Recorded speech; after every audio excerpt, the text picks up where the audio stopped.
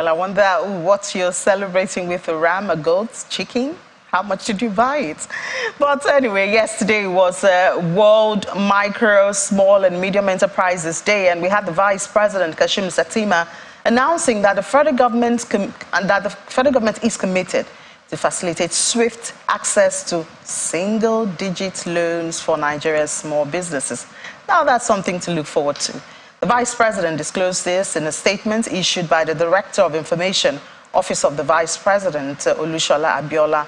That, of course, was yesterday. The Vice President recognized that the MSMEs are drivers of economic growth, job creation, and innovation. One-digit interest rate is something very interesting, and a lot of businesses and business owners look forward to it. But how can it happen?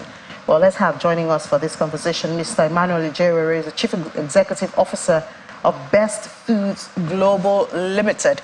Mr. Ijewere, happy holidays to you. Same to you, my dear. Do you have ram in your house? I might stop by after work. Well, yes, that's right. But, oh, yeah, there are two actually. But I'm not giving you the address. We do it online. That's not fair. Anyway, so we're hearing a promise now that we might get a single-digit loan. How possible is that in the reality of today in Nigeria? That has always been the promise of successive governments. But the issue of buying and selling of money is demand and supply. As it stands today, with the MRRI that we already have, I don't see how that would be possible, because the money you are going to give out as loan has to come up from somewhere. And what is the cost of that money? So the first step has been taken on the exchange rate. Now we should now move on to the interest rates. Allow the economy to flow. Nigeria's economy is robust enough, but government interference at various areas and selfish interests not being caught is responsible. I doubt very much whether it is practicable to come to single-digit rates, given the fact that there's a lot of attempts to encourage foreign investments into Nigeria. If you bring the interest rate too low, it creates a situation where it will discourage the foreign investments coming into the country. But if it's structured in a manner that all parties are on the same page and demand and supply is allowed to work, Nigeria's economy is robust enough to encourage people to come.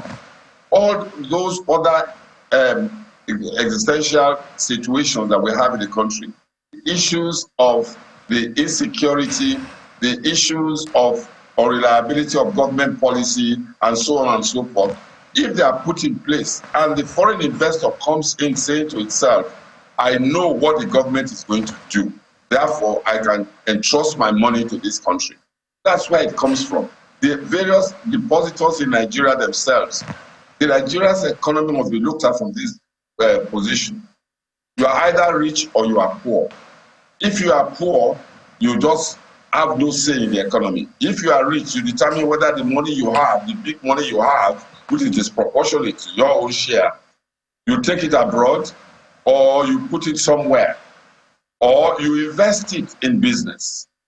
So for you to be able to do that, give these same people the confidence that if you have a pot of money, you would be interested in Nigeria. And I assure everybody, Nigeria's economy is one of the best in the world to invest in. So the fear that people have must be allayed. Then the economy will run on the basis of demand and supply. So you mentioned a couple of things there. You talked about government interference. Of course, we do know in every economy, government can hardly leave the economy to run on its own.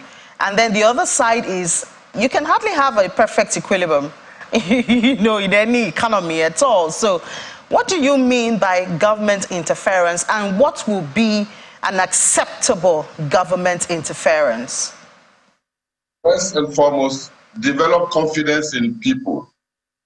Let people believe that you will do what you say you will do.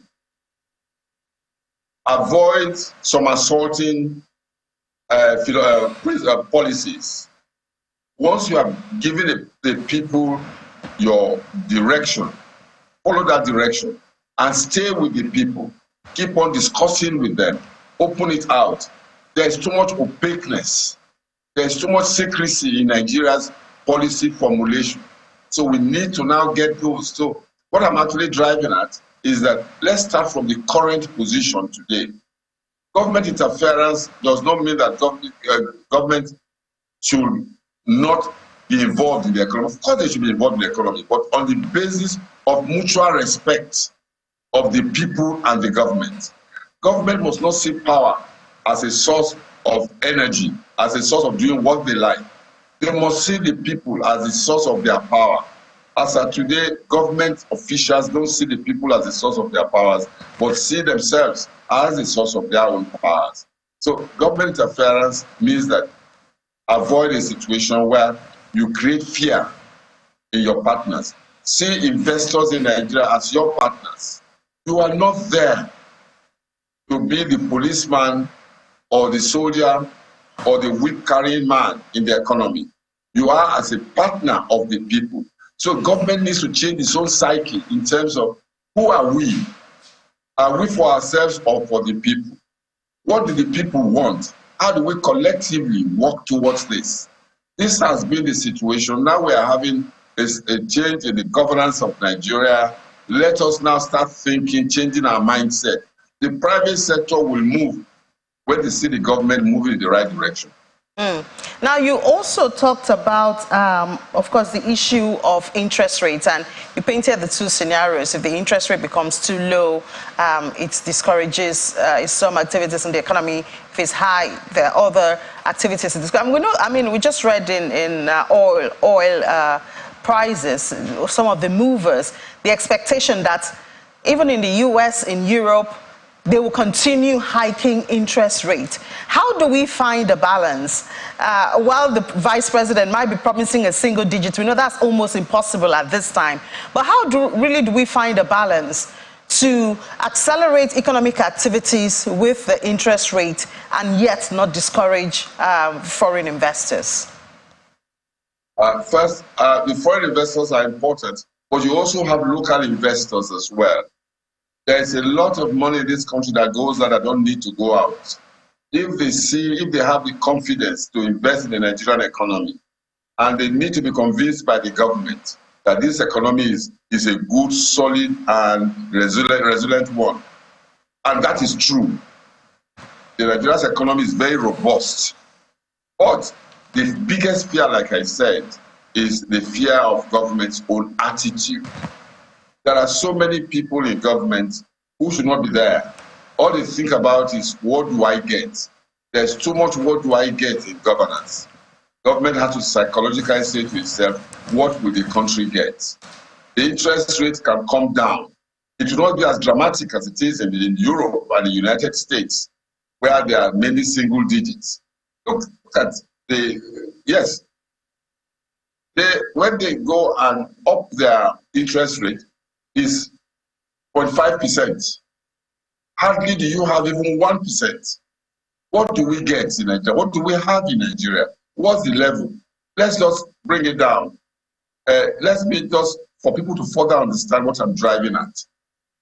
All those countries, nobody in those countries actually goes out to go and buy a house with cash. In Nigeria, where are the mortgage institutions where those countries rely on? We don't have mortgage institutions. We're either rich to be able to buy a 50 million naira house, a 100 million naira house, or you go and pay rent to landlord in Ajegule. Those are the two kinds of people we have. So Nigerian government will not, if you want to compete with Europe and the rest of the world, think like them. What is best for my country? How many people today want to buy a flat and have the cash to do so? There are few people who can do it, and they keep on buying as many flats as possible. There is this us and them attitude. And once you have access to government, you become us. And if you have no access to government, you become them.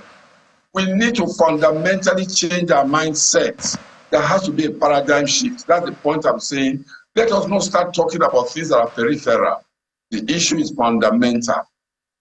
Sounds like a job for the orientation agency. We hardly hear of them these days.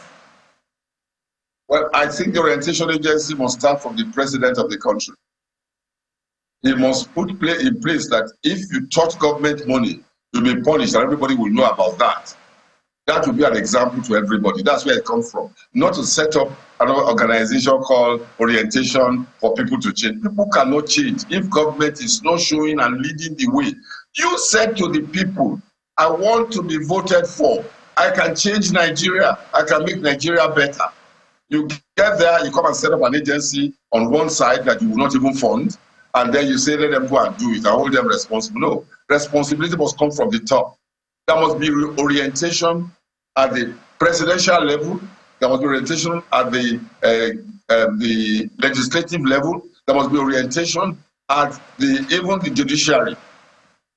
So they need to understand that Nigeria's economy is Nigeria's future. Our problem in Nigeria is not politics. It is economy. The poverty of our people is a way that it orientates their minds and how's their own attitude to government.